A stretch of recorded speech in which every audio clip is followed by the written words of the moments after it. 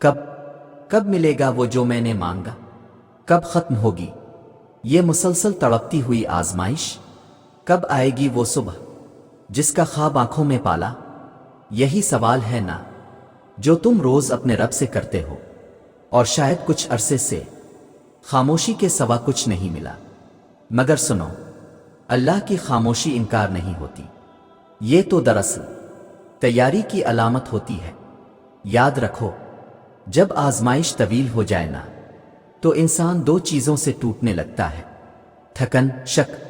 تھکن اتنی گہری ہو جاتی ہے کہ دل کہتا ہے شاید میرا نصیب ہی نہیں، اور شک یہ سرگوشی کرتا ہے اگر وہ سن رہا ہوتا تو کچھ بدلتا ضرور۔ لیکن اللہ کبھی آزمائش کو طول نہیں دیتا بغیر مقصد کے۔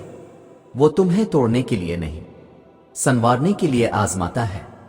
کبھی تم نے دیکھا ہے صبح صادق سے پہلے کی تاریکی کتنی گہری ہوتی ہے؟ وہ وقت جب لگتا ہے اب شاید کبھی روشنی نہیں ہوگی، مگر اگلے ہی لمحے سورج کی پہلی کرن آسمان کو چیرتی ہے۔ تو جو تمہیں آج مکمل اندھیرا لگ رہا ہے نا، یہی وہ وقت ہے جب اللہ تمہارے لیے صبح کی پہلی کرن بھیجنے والا ہے۔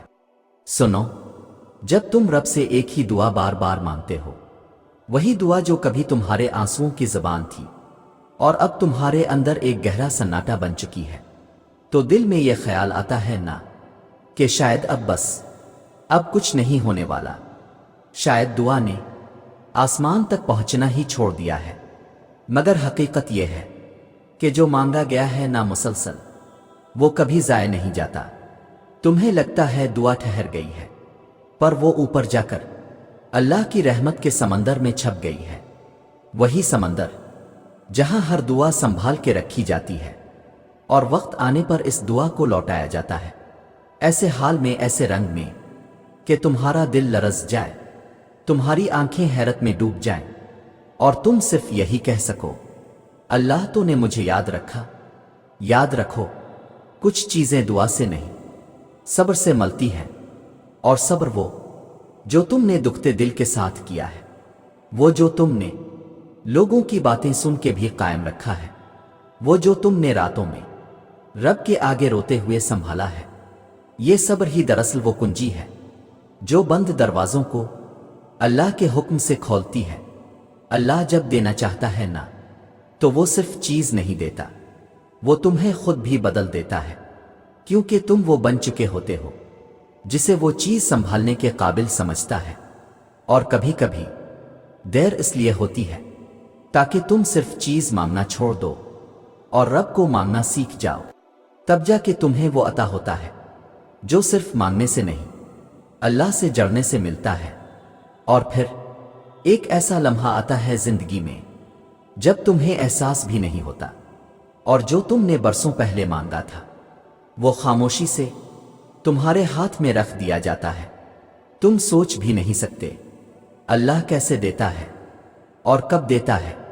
وہ تمہاری تھکی ہوئی روح کو جانتا ہے، تمہاری بے آواز فریاد کو سنتا ہے، اور تمہارے اندر کی وہ ٹوٹ پھوٹ بھی دیکھتا ہے جو کسی کو دکھائی نہیں دیتی۔ تو اگر تم تھک چکے ہو، مایوس ہو چکے ہو، تو بس ایک بات دل سے سن لو، جس چیز کے لیے تم نے آج تک سب کچھ سہ لیا ہے وہ تمہارے قریب ہے۔ بس دعا سے مت ہٹنا، کیونکہ اللہ سے مانگی گئی چیزیں تاخیر کا شکار ہو سکتی ہے مگر رد نہیں ہوتی۔ اور اگلی بار جب تم دل سے رب کو پکارو تو صرف دعا نہ مانگو، یہ بھی کہو، اے اللہ مجھے اس وقت تک قائم رکھ جب تک تو میری دعا کو پورا نہ کر دے۔ یقین کرو، کبھی کبھی انسان صرف چیز نہیں مانگ رہا ہوتا، وہ دراصل سکون مانگ رہا ہوتا، یقین مانگ رہا ہوتا، کوئی ایک اشارہ مانگ رہا ہوتا کہ رب ابھی بھی سن رہا ہے، رب ابھی بھی ساتھ ہے۔ وہ لمحے جب تم اکیلے اپنے کمرے میں بیٹھ کر روتے ہو، جب کسی کو نہ بتا سکو کہ دل کی حالت کیا ہے، اور زبان بھی خاموش ہو جائے، تو دل سے نکلی وہ سانسیں، وہ آہیں، وہ بے لفظ سسکیاں اللہ کے ہاں سب کچھ کہہ جاتی ہے۔ تمہاری خاموشی اللہ کی نگاہوں سے اوجھل نہیں، تمہارے صبر کی وہ راتیں जिन में तुमने सिर्फ अल्लाह को राजदार बनाया, वो सब लिखी जा चुकी है, महफूज हो चुकी है इस किताब रहमत में, जहां से कभी कुछ ज़ाय नहीं होता।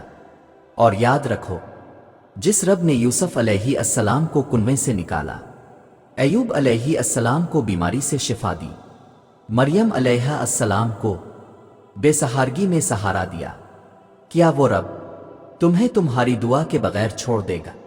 नहीं, वो रब हरगिज नहीं भूलता, ना तुम्हें, ना तुम्हारी दुआ को, ना तुम्हारे आंसू को, और ना तुम्हारे अंदर के तूफान को।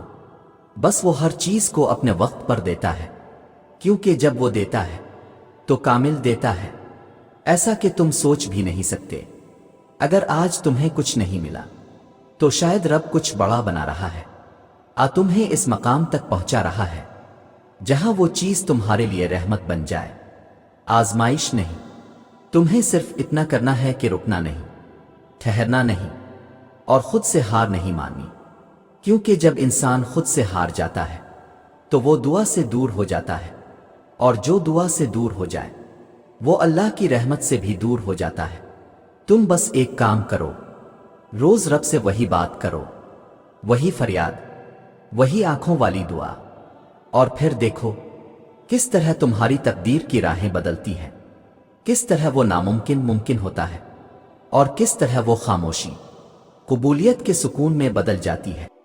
याद रखो, अल्लाह देर से देता है, लेकिन जब देता है तो तुम्हारी रूह तक सुकून भर देता है।